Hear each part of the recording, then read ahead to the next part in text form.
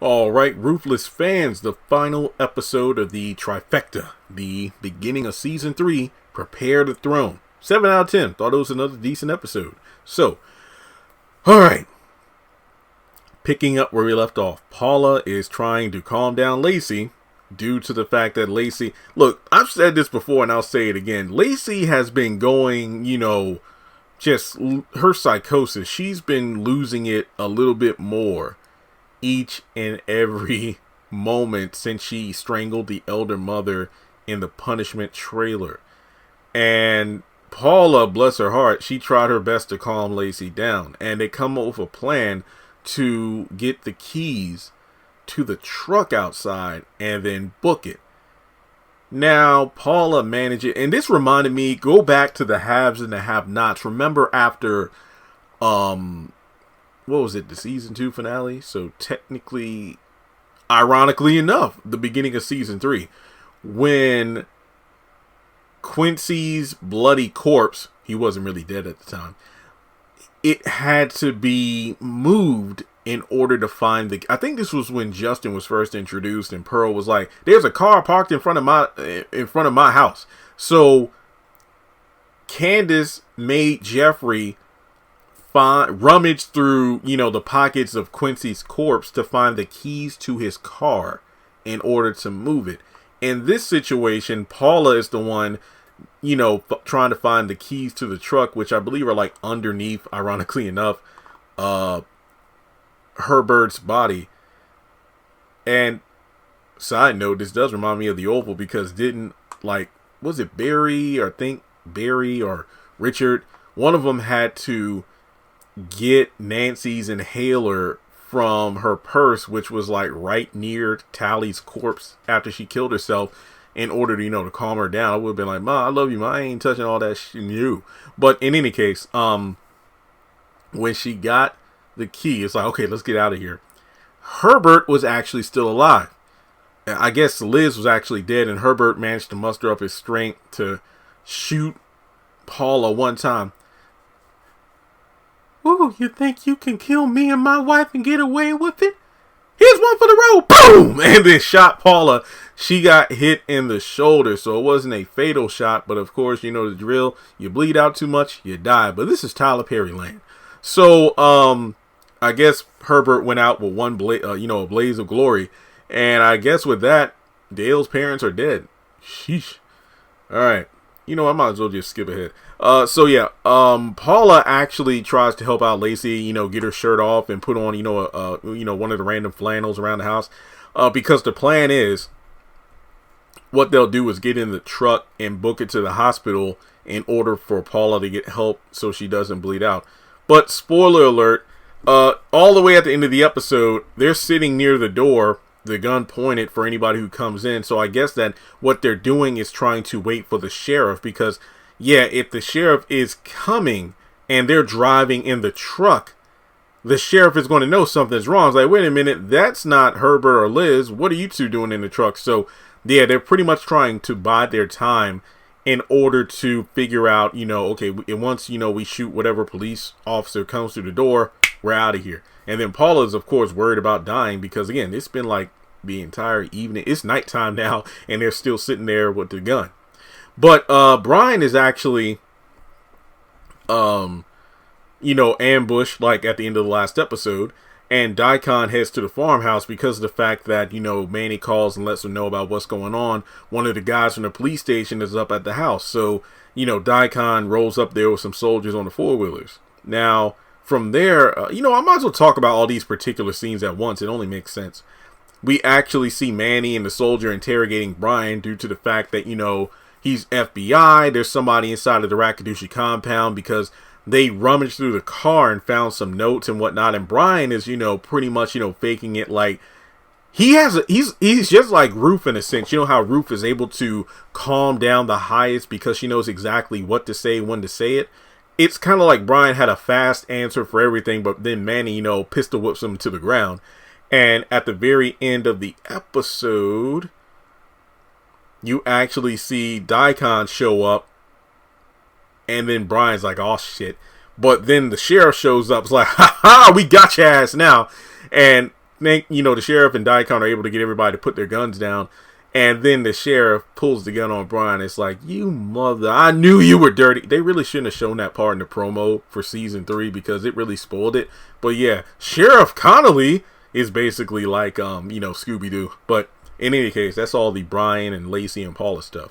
But in any case, going back to the compound, Ruth is taking the food to the highest, and it's interesting, I'm just kind of skipping over some things, but I want to get to the meat and potatoes of the situation because, ironically enough, we're talking about dinner, right?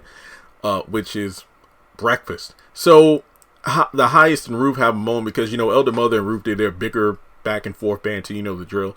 But it's the conversation where I said in my episode 1 review about Ruth making moves like a chess player. And it's the fact that she wants to have Elder Mother demoted, and from there, the highest brings up Joan and whether or not she should be kicked up a notch in power as well. Ruth isn't 100% sure right now because remember, Ruth and Joan kind of have that, okay, can I trust you? Can I trust you? That kind of thing.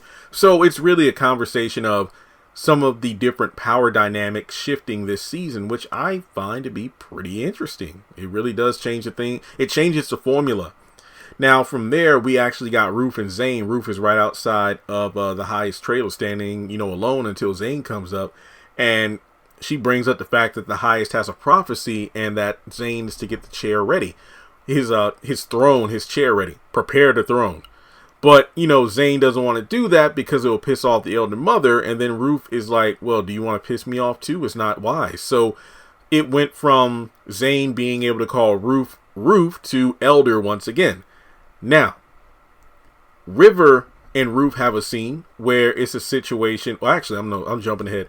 Ruth actually talks to Joan about the fact that the highest wants to see her. This was brought up in the conversation about whether or not she should be given more power. And Ruth is telling a lot of half-truths in regards to what is being said. She's pretty much like stretched the truth out for a lot of these characters. Elder Mother, Daikon, even now we got Joan, and you know how fidgety and nervous and timid Joan is, so they give her a pill to relax her because hell, in one of the episodes, River, Joan was like, wait, River, how are you so calm? Ruth gave me something from the kitchen to calm me down.